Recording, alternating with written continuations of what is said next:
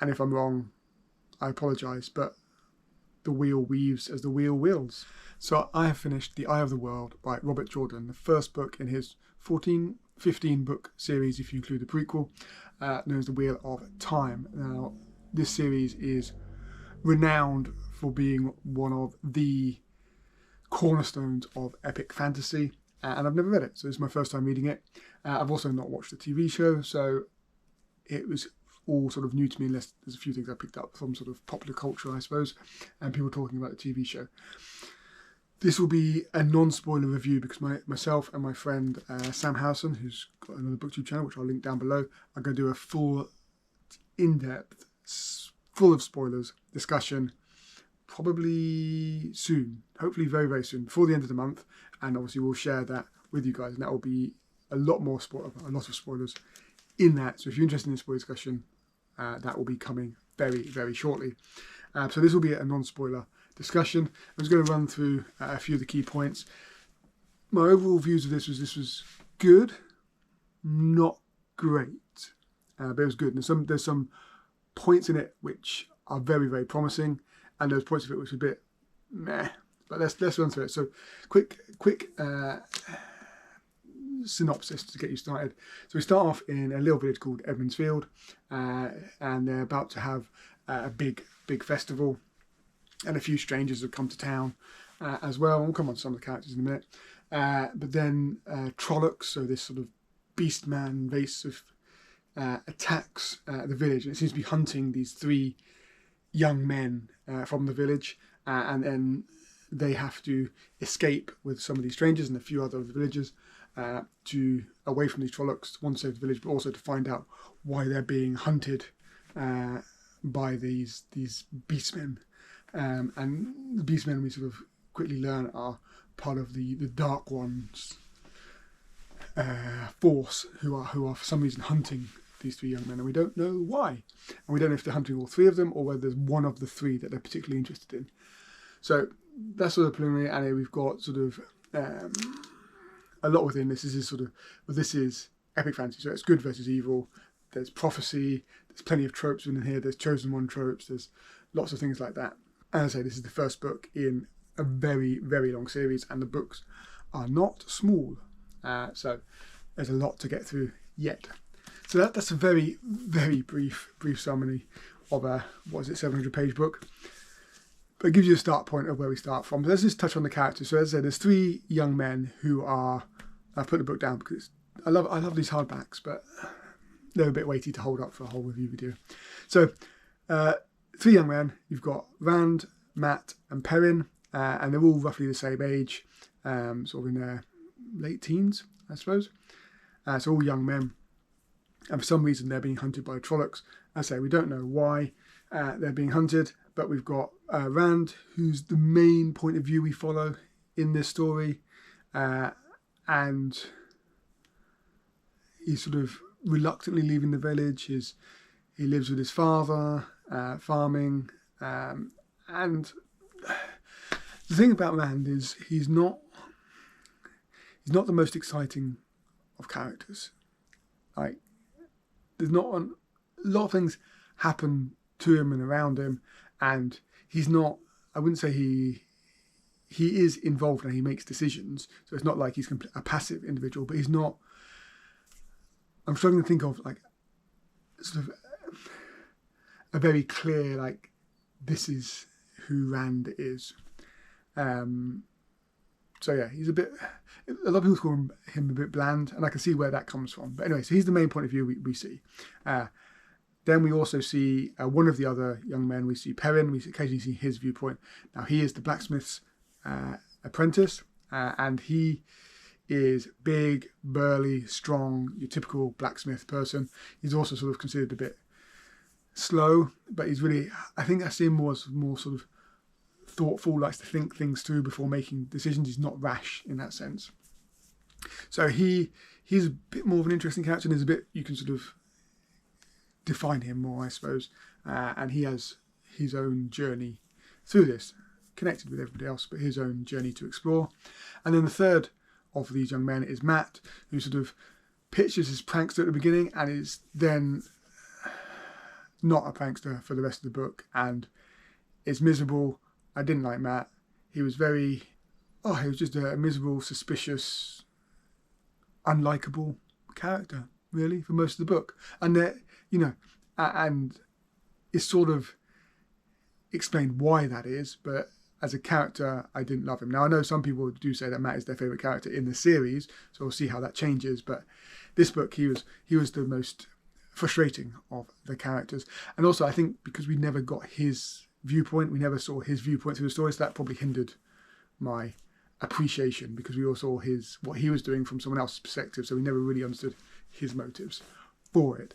Anyway, enough about Matt. So they're the three sort of main characters in this, and they have to escape, and they escape with Moraine, who's this lady, seems quite aristocratic, who's turned up in the village, but she turns out to be, quite early on in the book, so it's not really a spoiler, one of the Aes Sedai. So she is a powerful magician. She can summon all this power and do all this magic. And I'll come on to the magic system in a bit in this review, but she's a very powerful individual. She's also really, really short. I mean, if you look at this picture, I don't know if you can get that on the screen, but if you compare her to the gentleman behind her, who I'll come on to in a second, she is pretty tiny. Anyway, but she may be tiny in stature, but she is very large. What's the, is it Midsummer Night's Dream? Though she be small, she is fierce. I'm misquoting that, but it's something like that. That's Moraine. Though she be small, she be fierce. And then you've got the gentleman with her is Lan. Now Lan is sort of her protector, her shadow, her bodyguard, but yet seemingly much more than that. And their connection is they're almost of one. They're sort of very, very strongly connected, and you get that.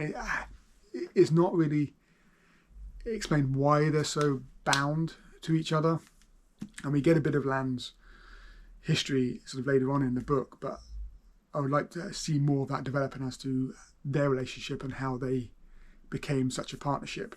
But Lan is sort of this super soldier bodyguard, just very, very efficient in what he has to do. So that's there, and then you've got, if we do the other outsider, you've got a guy called Tom who's come to the village, who's a gleeman. It's like a bard, a storyteller, an entertainer, a juggler, a singer, a general entertainer who's come for the fate to entertain the village folk, and for some reason he goes off with this crew as well, and exactly his motives aren't clear at the beginning, and I was really unsure about why he was part of this. Again, something that becomes clearer later on, but he was quite a fun character. I quite enjoyed him. He was quite world wise compared to the three young villagers, so Matt, Perrin and Rand, who were very ignorant of the outside world. So it was nice to have that perspective of someone who has seen the outside world and understands the outside world, and almost like a fatherish figure, I suppose, to the young men. And then we've got two other characters for most of the story, and they're both Edmondsfielders as well. So we've got Egwene, who is the village landlord's daughter, and she is seemingly in love with Rand, and Rand quite likes her as well. But she is the only person in Edmondsfield who actually wants to get out of Edmondsfield and be part of the wider world and experience the wider world and is interested in the wider world.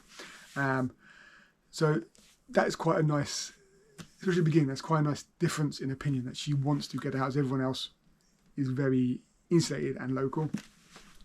But her storyline, again, isn't that strong. She's a bit of a side character. We get little bits of her, and I think from what we've seen, we'll get more, hopefully, development of her and her character and her journey as we go through the books, because that could be quite an interesting one. And then finally, we've got Nynaeve, and I like Nynaeve.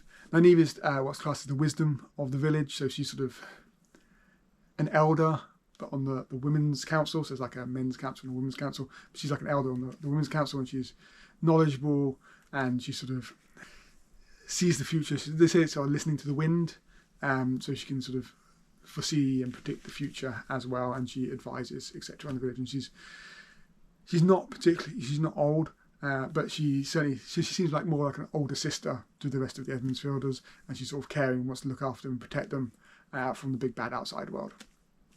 But she again has her own journey, and we find out more about her as we go through the book as well. And I quite enjoyed it. We do get her point of view briefly as well in this book. So we only get 3 points of view, I think, throughout the book. We get Rand for the majority of it. We get a little bit of Perrin, and then a smaller bit of Nynaeve. So that's how it's sort of told. And they're the characters. One thing just taking on, let's go back to Moraine and go back to the magic system. The magic system is interesting in the fact that it is split into two. So we've got sort of a male side of the magic and a female side of the magic, and the male side has been corrupted by the dark side, for a better word, and men cannot use magic because it basically makes them go mad, and it makes them go mad and violent and just a danger to themselves and society by the sound of it. And then you've got the female side, which is the Aes Sedai, which Moraine is part of that, and it's quite mysterious about who the Aes Sedai are. We hear a lot of stories from the village stories, which again one assumes is probably an ignorant view of the Aes Sedai, and that we sort of know they're very powerful, but they have their own. The village folk are very suspicious of them. They have their own agendas, and they shouldn't be trusted, etc., etc. So the village folk are very wary of Moraine and what her real aims and goals are, and why she's looking after them, protecting them, and taking them away from the village, even though there's always Trollocs after them. So there's a reason for it, but they're very suspicious. But she is incredibly powerful. But the magic system seems quite soft. I don't understand how it works.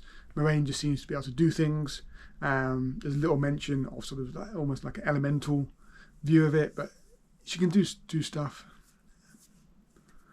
She just does it. She gets tired when she does it, but she just does it. And I think magic is a difficult thing to do in books, and I'm hoping we'll learn more about it, but it's a difficult thing to do because if someone can just do things, then what prevents them from just clicking their fingers and the world being sorted in whatever manner it needs to be? So I'm a little bit cautious about the magic system. I would like to learn more. I'm sure we will learn a lot more over these books. But yeah, I'm always a little bit wary of soft magic systems because in my head, magic needs to have some sort of limit to work well in a story, because if it is limitless and you can just do whatever you want, then where's the danger to that? Anyway, so the magic system is something I'm hoping to be developed. What else we got? The world. Now this is a big pro for the book from my point of view, was the world. The world is vast.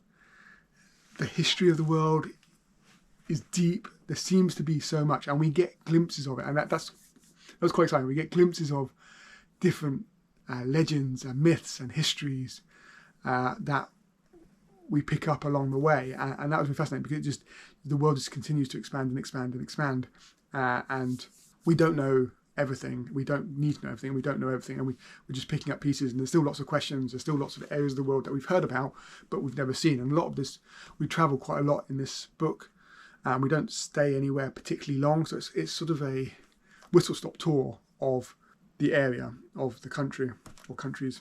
And as I say, we don't particularly stay anywhere long enough to really delve into a single place, but we pick up little bits all along the way, and we can see there's a lot more depth to it that we don't necessarily uncover in this book. So I think, we've got thousands of pages to go through, and I think we will get more development of the world, but it's exciting to see how much world there seems to be sort of hidden in the background that will slowly be uncovered through the series, because it does give the impression that Robert Jordan has really built a world to be explored. So that seems like a real positive. We'll see how it develops over the next few books, but I'm quite positive about that. Even if we don't get a lot this time, you get that little dips, and you can see there's more. Like there's this Age of Legends, there's the breaking of the world, there's Age of Myth. There's lots of history to this world, as well as current diversity within this world. So I'm excited about that.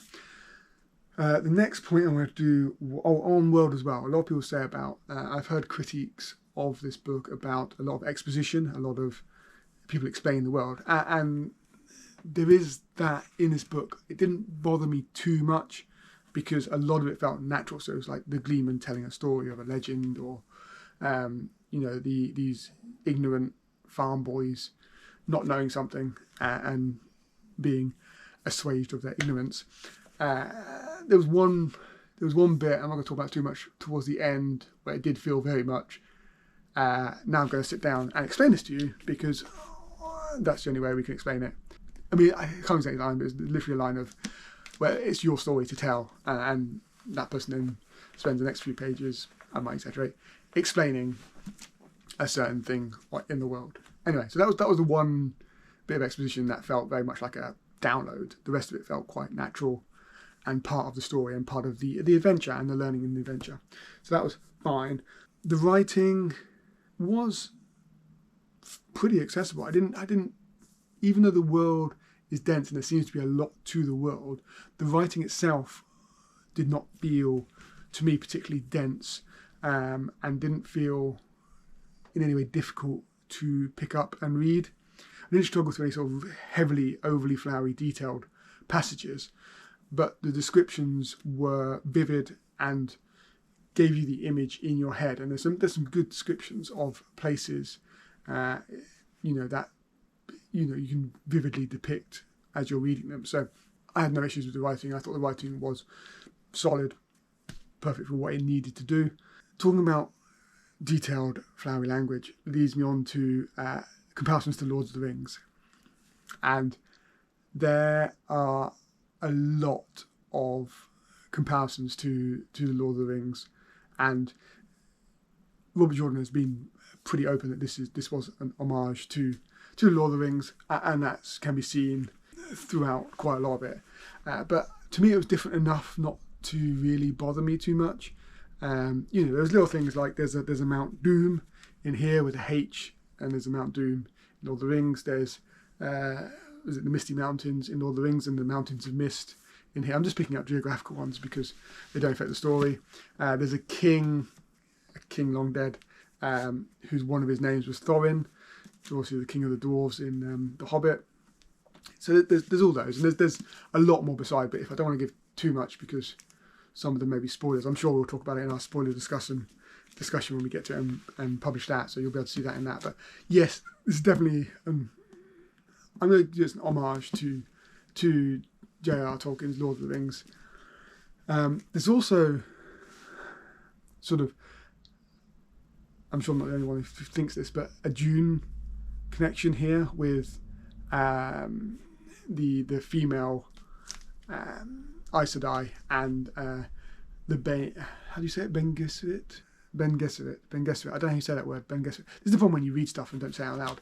The Ben Gesserit in Dune, who sort of also a very powerful, influential group of women who are trying to direct the world, and I saw a lot of connections with the Aes Sedai through that. So there are definitely, you can see, as a lot of Lord of the Rings and a few other things as well within that. Personally, I think it's different enough to be an interesting story in its own right. So I enjoyed it, and I'm definitely very curious to read more and read the next one, because there's a lot of promise. I say there were some bits in here. The characters were okay. There were some I liked, some I didn't really get on with, and some were a bit meh. The magic system isn't really a system so far in this book, or not that I could detect, and just felt very soft to the extent that Moraine could do almost anything. And there's a bit at the end with the magic that I didn't really understand. That brings me on to the ending. Okay, the ending, again, was okay. It wasn't the most satisfying ending in the world, and there's lots of things that just happened, and I think because they just happened, I can't say too much because I don't want to spoil anything, but it wasn't the most satisfying conclusion to what is, quite an epic journey in this book. And I can sort of understand that, because I don't know what publishing deal Robert Jordan had for this book, whether it was a first book with an option of a second, or whether they'd seen the second book as well. before, because I think this and the second book were both published in 1990, I think. So they're both published in the same year, and the second book is the same size as the first book. So, you know, that's a quick turnaround, unless I'm mistaken, obviously. A quick turnaround of the first two books. So maybe I had a deal for the first two books. I have no idea. It was quite early in his writing career as well, wasn't it? So he had written, what had he written before? He'd written some Conan books, and he'd done a historical fiction trilogy as well, I think. But I'm absolutely confident he didn't have a 14-book deal at that point when he first wrote this one. So I suppose he had to end it in a manner that was reasonably satisfying, even though he probably had plans for a lot more to come. So I don't know. The ending was fine. It just wasn't sort of this magnificent, earth-shattering ending. So as I say, this book was good. I enjoyed it. I will definitely be reading on. It wasn't fabulous. It wasn't great, though I have heard everyone seems to tell me that the second book is much better than the first book, and we go off on its own sort of unique Robert Jordan Wheel of Time story rather than being an homage to Tolkien and his works. Anyway, I think I'm going to stop there. I have no idea how long this video is. Thank you for watching. Do look out, and once we've done it and got it published, I will link it in the description down below. But do look out for mine and Sam's spoiler discussion. I'm really looking forward to that because there's a lot of things to talk about. And it's difficult to do a non-spoiler discussion of a book like this because there's lots of things I want to talk about. So look out for that. That will be coming very, very shortly, and it should be up. Will be up before the end of the month. I'm going to make that commitment, and if I'm wrong, I apologise. But the wheel weaves as the wheel wills, as the book says. And on that note, I'll see you next one. Bye.